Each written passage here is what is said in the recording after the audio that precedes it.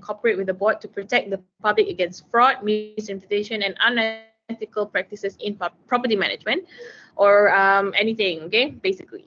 So you need to avoid criminal offense or professional misconduct. This is also very, very important, okay? Don't commit any criminal offense. A criminal offense as I want to say easy, but it's not, as mild, I would say, as falsely reporting to the police is also considered a criminal offense.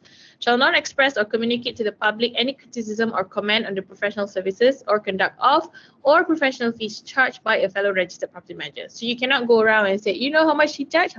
So expensive. You know how much I charge? So cheap. Cannot, okay? So the above guidelines and code of conducts are not exhaustive and serves as a guide. So it's not limited to that. Now, second standard, appointment of the property manager. Now, who can appoint this property manager? Anybody, actually, a client. So it's contractual in nature. Why?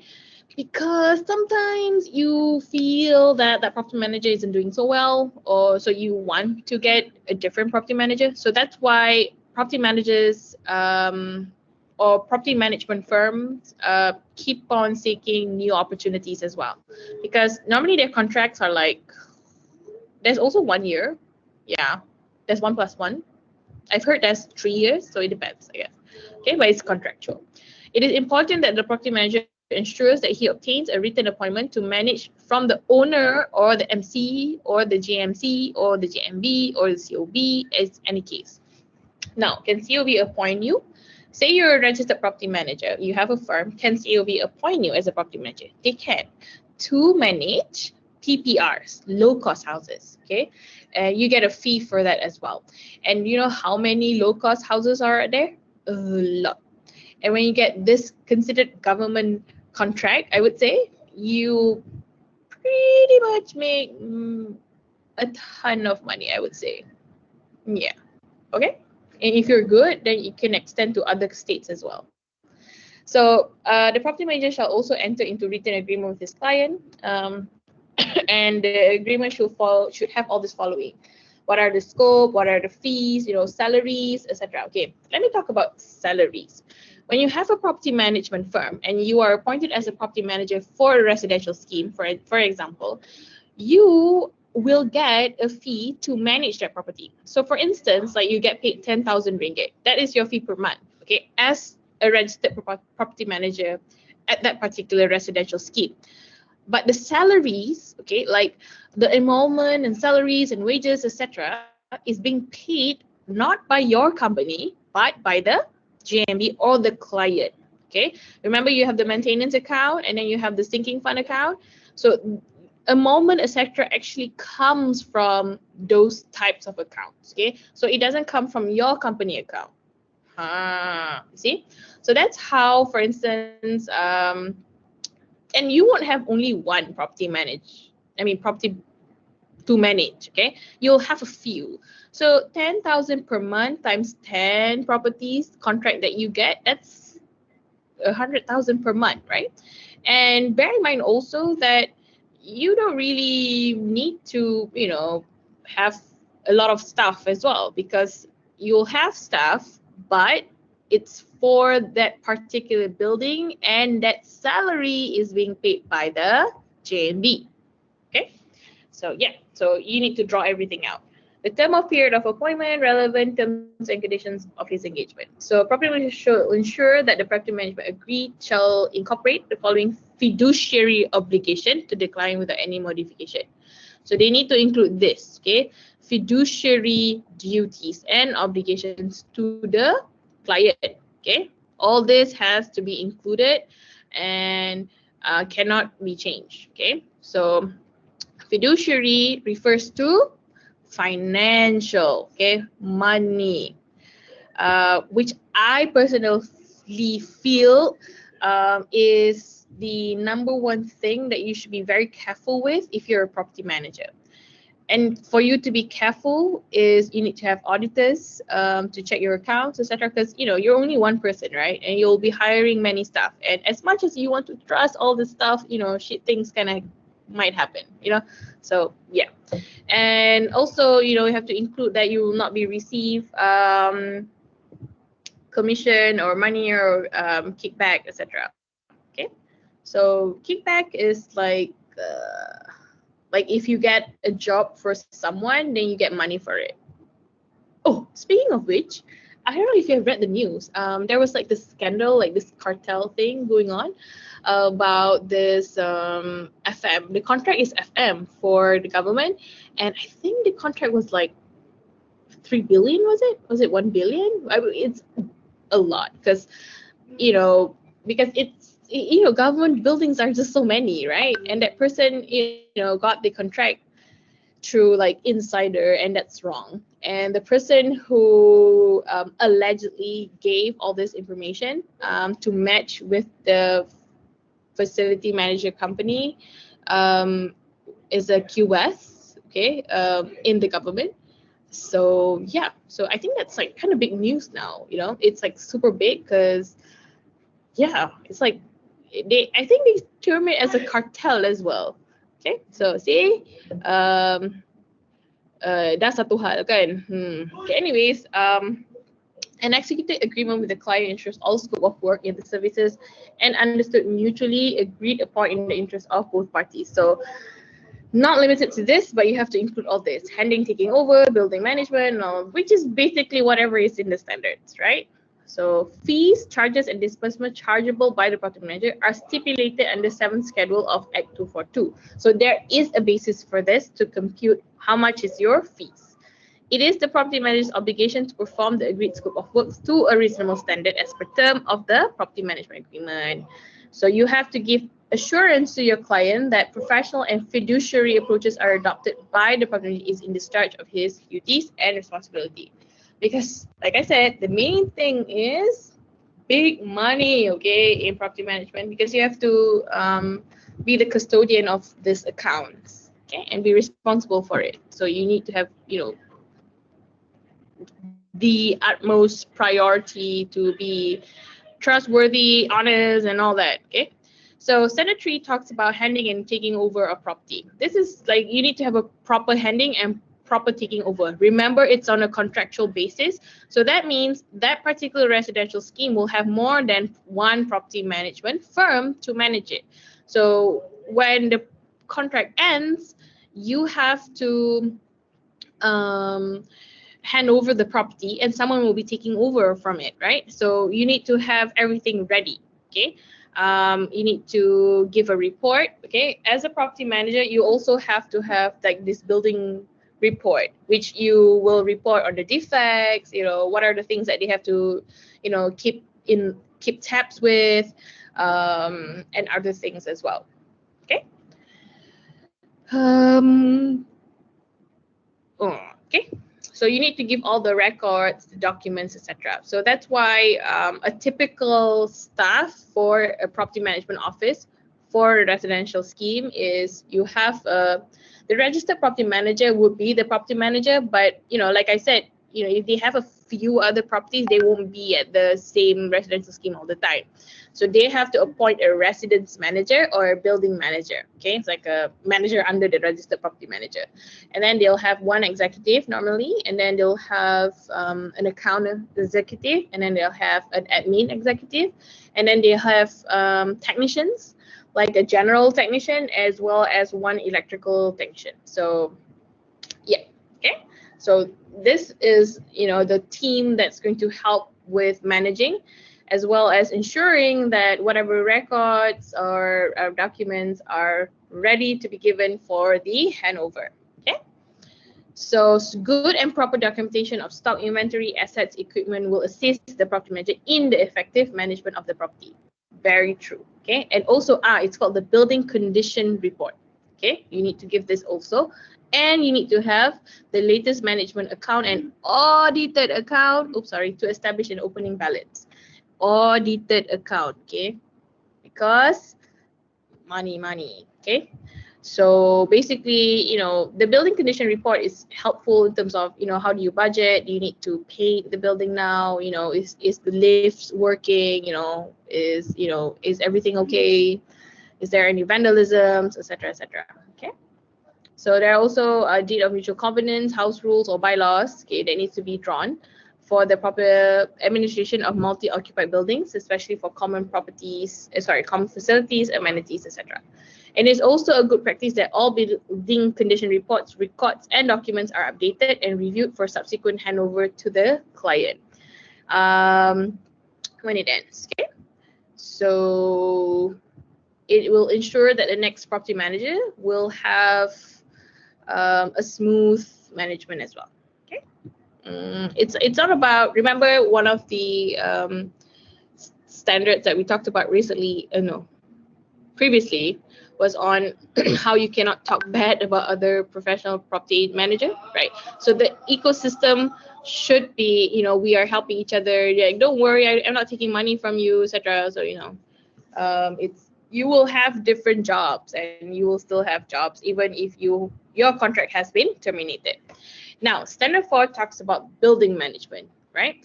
And one of this important tasks is to set up a systematic approach for management and maintenance of building.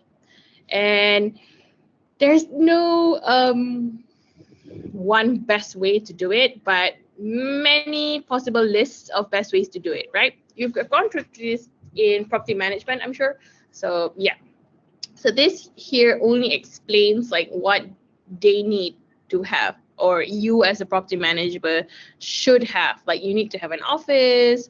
You need to recommend suitable organizational structure. Perhaps you feel, admin assistant and account assistant could be the same person because it's a small building, So yeah, so you have to make sure you have all this. You also need to formulate management and maintenance procedures. It's a lot of work, actually. It sounds easy, but it's a lot of work. And I remembered this very clearly from Tuan Haji Ishaq, who said, if you don't like to solve people's problem, property management is not for you.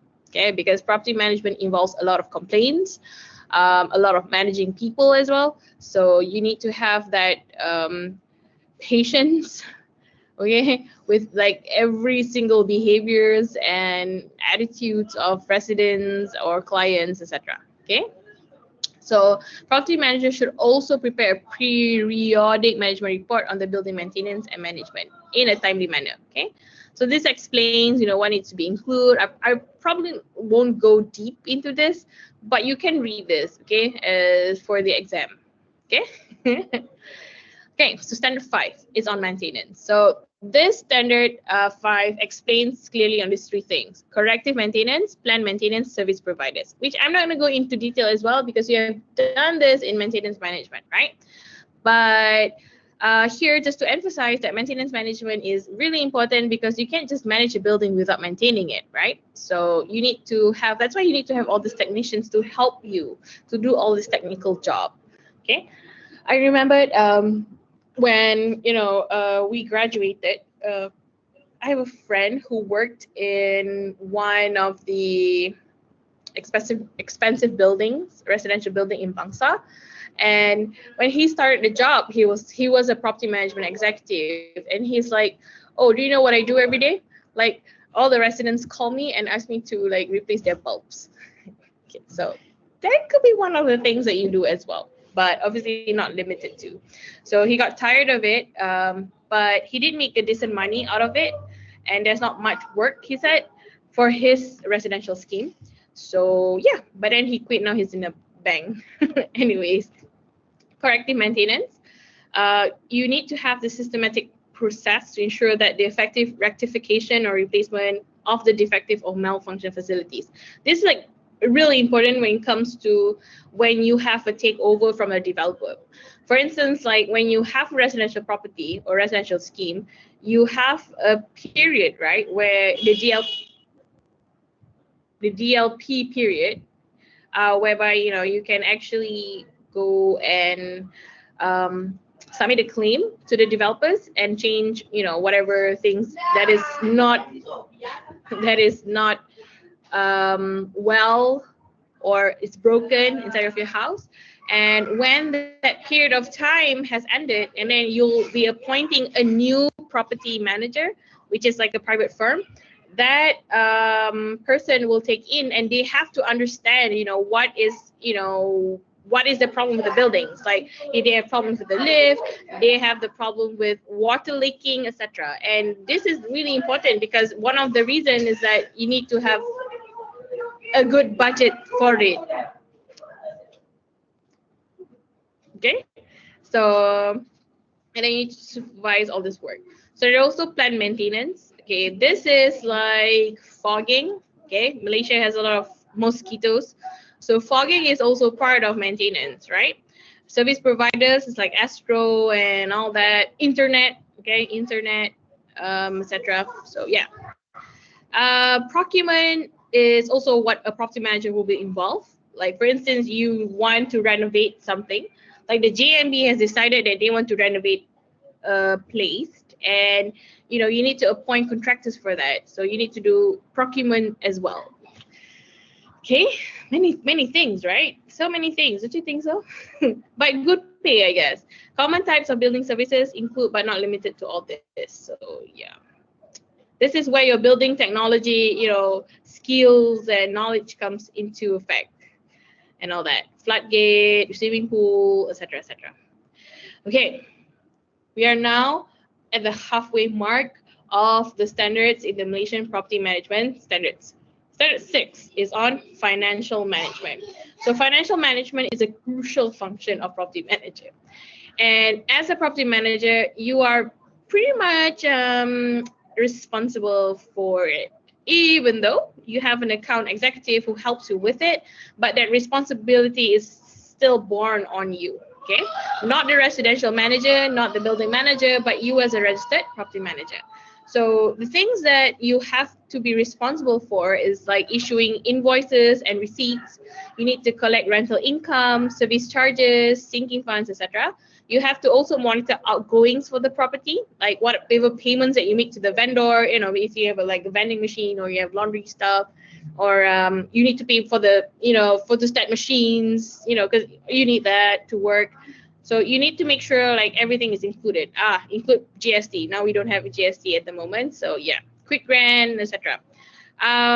Preparing budgets, maintaining financial records, and submitting financial reports for the property. This is also important and very tedious. Okay. So these are the three main fiduciary responsibilities of a property manager.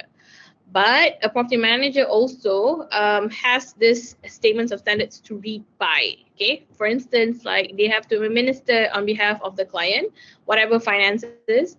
They have to also assist the client to maintain the property management account.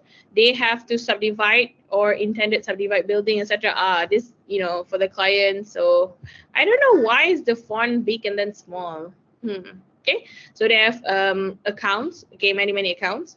For subdivided, you have to open a trust account. This is for other cases. Okay. Also responsible for annual budget. Has to advise appropriate rate for the service charge. Okay, this is hated by residents, but has to be done if money is not enough. The property manager shall prepare the maintain proper accurate financial records. You need to report financial report monthly. You need to have prepare annual account, and it has to be audited. Okay, it has to be audited at the client's cost.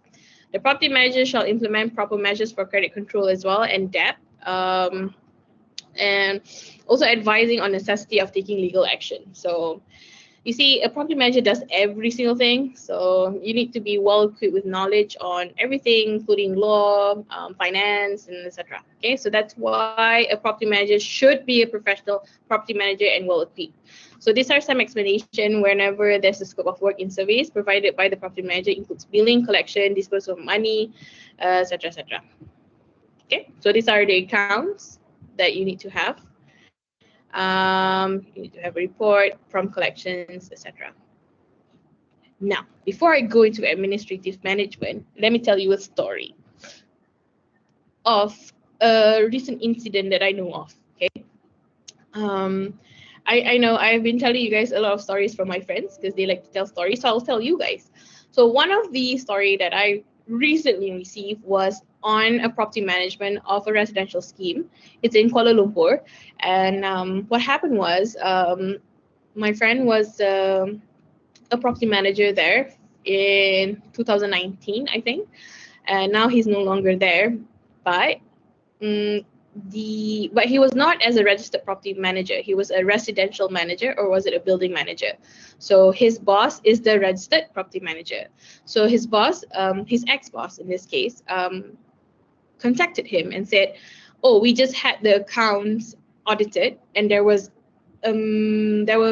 missing money, okay, missing, and it was about 126,000, and it was during his tenants, not tenants, I mean his when he was the residential manager there, okay, so you could feel the shock of my friend, who went like, what, 126,000 are missing? How could that happen? Because he's very tedious also in terms of, not tedious, I mean he's very detailed when it comes to payment, because as a valuer you kind of develop those skills to ensure like all the values are correct. So he had that in him. He's also a valuer, so he was stunned, and he was like, oh, how could that happen?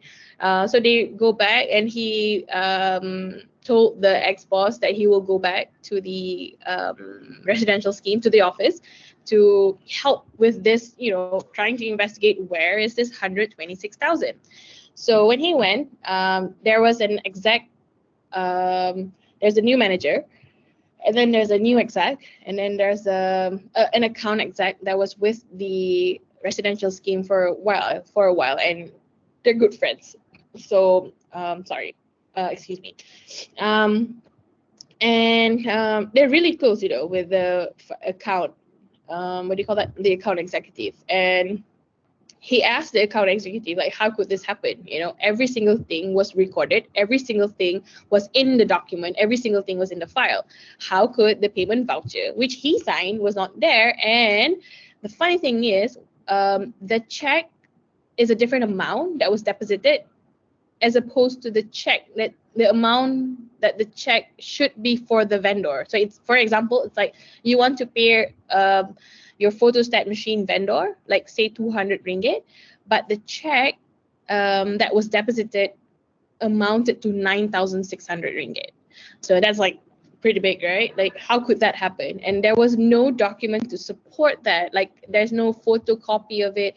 And the account exec keeps on saying, like, she doesn't know what happened. And then, she doesn't know where the document is, because there's too many documents, etc., which is cow dung. But anyways, yeah, that happened. So the registered property manager, who's responsible for all this, right, the fiduciary management, the financial management, she asked for the check, the copy of the check from the bank. So the bank had to go back and find, like, in 2019, and they found out the check was banked in to the account executive.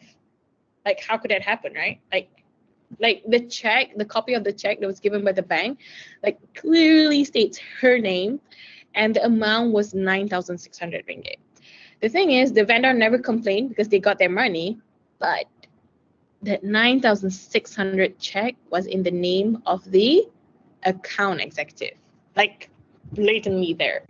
So you imagine the feeling that my friend had. It was like, wait, you did this? Like, are you kidding me? Like, we were supposed to be, working together and having this trust with each other.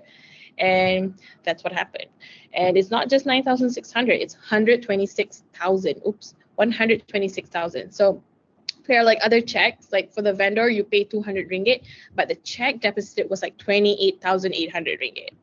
Crazy, right? And this was like in a period of about a year and a half. So you imagine, like, how much money was, like, swindled out of the account of the clients by this account executive. Crazy, right? I mean, wait, I hear a ting tong. Oh, Amirul Amin. Okay. So, and then it's like, so obviously the registered property manager also trusted this account executive, right? And obviously she was like, she wanted to kill her, okay? The account exec. And I guess, I guess we all can relate the feeling if you trust someone and then this someone did this. So what happened was, the modus operandi was, okay, The standard SOP, okay, the SOP for this payment thing for the vendor is that the account executive will write a check, okay, a check, and then it will be like a payment voucher thing. So that's the document, and then the check would have the amount and name, and then the JMB will sign it as well as the registered property manager. And then the residential manager or the building manager will then look at the check, you know, with the payment voucher ready, and then he will sign based on the amount there, right? So that was done, and there was a record of that. But what she did was she actually erased the name and the amount to her name and a different amount using the erasable pen. Crazy, right? So usually when you use that pen, you know, it gives like a mark. I don't know if you're familiar with a friction pen or anything that's erasable.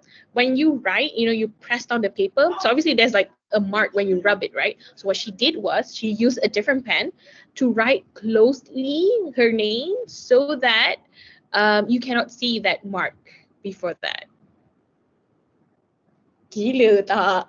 So yeah, so that happened, and that was the modus of operandi. And shitty thing is, some more, she actually used her mother's name as well on one of the checks. Crazy, right?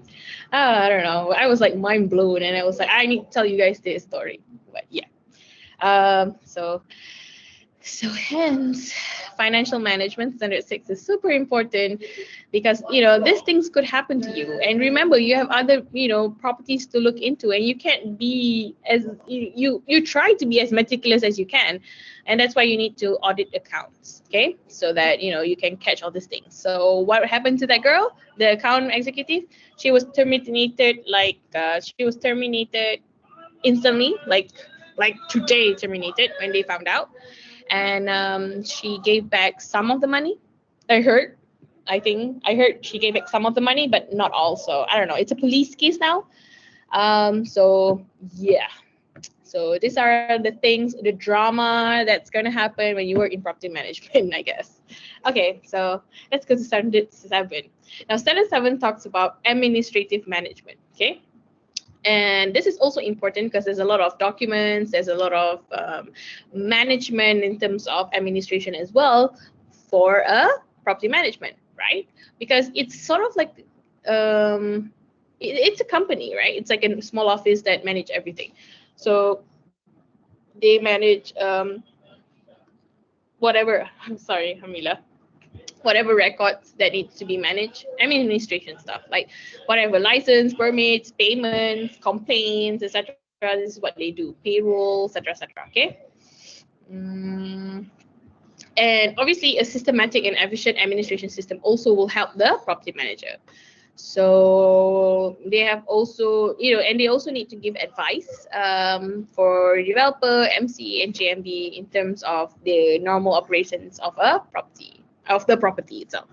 So yeah, okay. So standard 8 is on insurance management, which is also interesting because there are many types of insurance that the property manager should advise the client. Okay, like it's not just fire insurance for the building, there are also other types of insurance. And the reason why insurance is important in this case is that because a building is not like, the lifespan of a building is long, right? So you want to ensure that the building will still stay intact for a long time as well. So, you know, so there are many types. Let's go through that. So there are many types of insurance policy, like public liability insurance and all this type of insurance.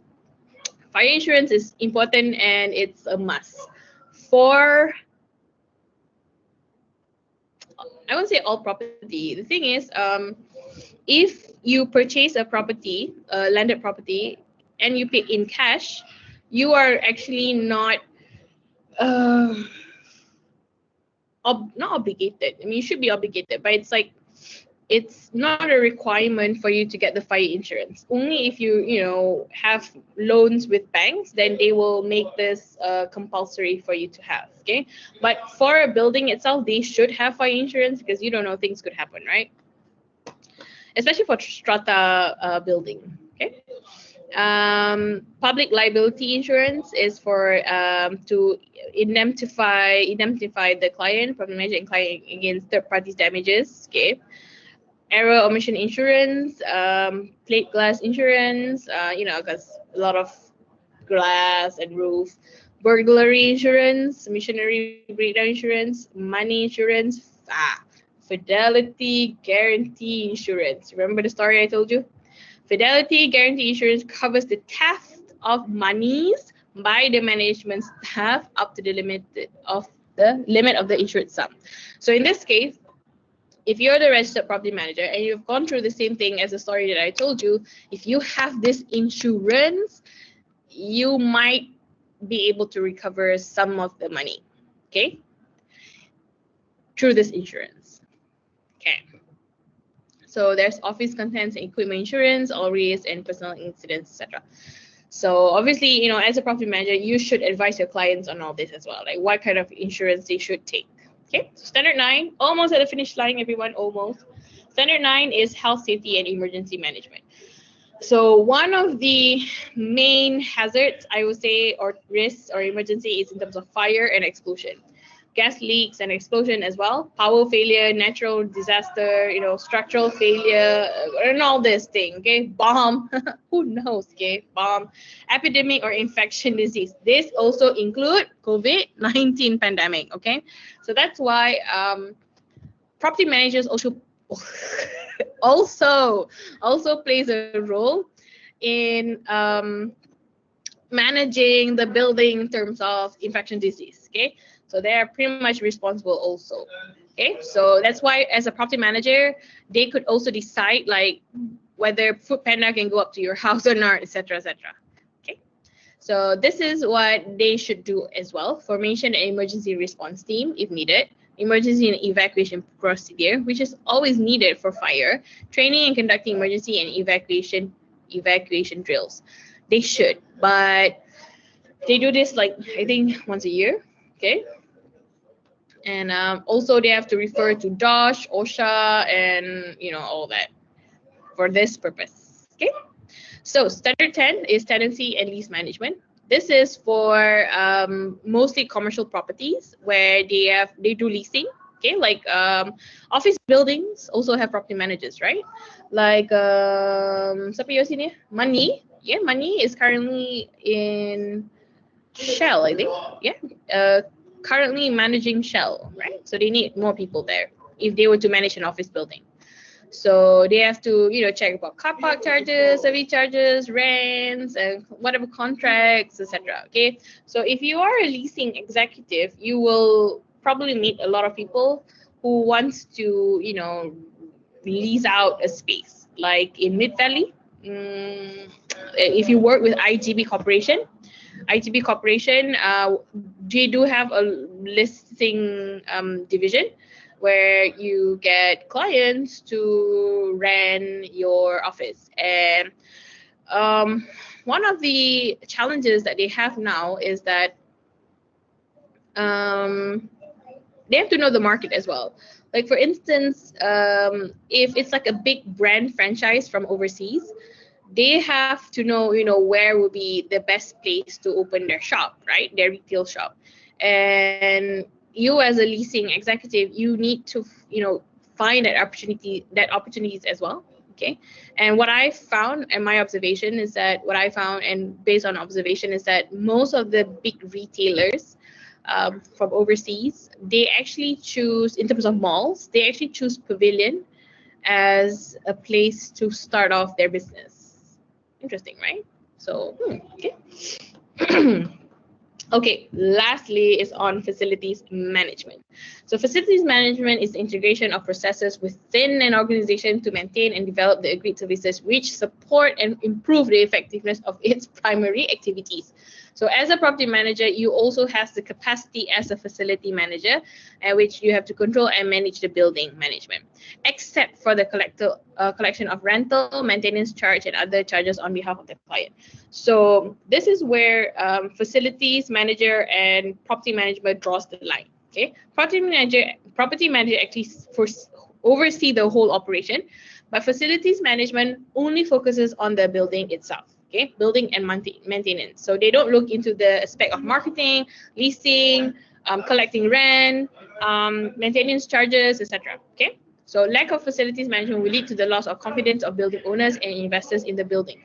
Why? Because facilities managers are seen as the one who understands the building, knows when the building needs to be maintained, etc., etc. Okay. In the Malaysian context, FM does not involve the collection and administration of money collected on behalf of the client. It encompasses mainly the management and maintenance of the facilities and services within the building. There's so many ideas on FM as well. I know you've learned this in CRE and FM. FM is so big also. There's like, they actually categorize FM, like one as profit FM and not profit, like you make money FM and you maintain FM. The reason why is that when you maintain a good building, obviously you could perhaps, you know, charge a higher rate, etc. So, you know, that's in terms of profit generation or making money. And FM in terms of maintaining will be in terms of the physiology, the anatomy of the buildings, etc. Okay. So they have to, but not limited to all this, to include upkeep and cleaning, etc., etc. Okay, which is like super important actually. So this is more, you know, it's explained more here. Crucial facilities, surveillance, tender process, lease, energy, etc. Okay. So property manager plays an important role in FM to ensure the integration of the systematic process, because FM has a lot of support services to help with maintaining and controlling of the building, right? So there should be integration of all this systematic process to ensure that the building is smoothly operating and there's no unwanted things happen. Okay, so I think that's about it. Yep. So that's the end of it. So so that's Malaysian property management standards, and I hope you guys are still awake and okay. Yeah, so any questions? No questions? Okay. So basically tomorrow's tutorial, I've already posted it on Spectrum, where I want you to explain 3 things. Actually, not 3 things. I want you to elaborate on the fiduciary management, explain on the types of insurance, as well as discuss the I think FM, something to do with FM. Okay, it's on Spectrum and you have to submit. It's a forum-based forum post type of format, of which I hope you guys could submit before 11 a.m. tomorrow, so that it could be a benefit of you and your friends, you know, to learn from each other as well through this forum. Okay, because you can see other people's posts, right? So yeah. Okay, so I hope you guys are okay with the explanation that I gave on the Malaysian property management standards. I do get excited when it comes to this property management standards, because there's so many interesting stories to tell. And yeah, so for your batch, I'll tell you that interesting story about the accounting. So it'll be interesting to know also, like, how do you avoid all this, right? You must be thinking, like, how do we avoid all this? Trust me, they have done all the SOP. Except for one thing. I told my friends, like, if you have a checkbook, you should only have 1 pen to write it on, because that's like a definite confirm that, you know, you can't change anything on the check. So good tip, okay? When you become a property manager, make sure that if you have a check to sign, you have to sign with just 1 particular pen, okay? Because you don't want this to happen again. And crazy, man, 126,000. Terrible betul lah. Okay, so anyways, I'll see you guys on Wednesday, right, for property development, which is interim. And yeah, so don't forget, you can actually continue with the tutorial. We still have time, about 1 hour, and you can just submit. Or you can do it tomorrow from 9 to 11 and submit before 11 as well. Okay, please do the tutorial, because who knows, it might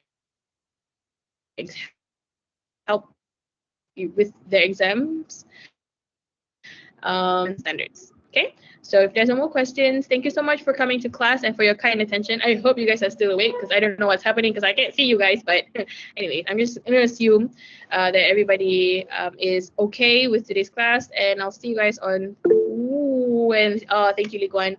We will see. Oh, sorry. We will see each other again on Wednesday for the interim presentation. And yeah, so I'll leave you to the tutorial, and I'll see you guys on Wednesday. Take care, everyone. Goodbye. Thank you, Doctor.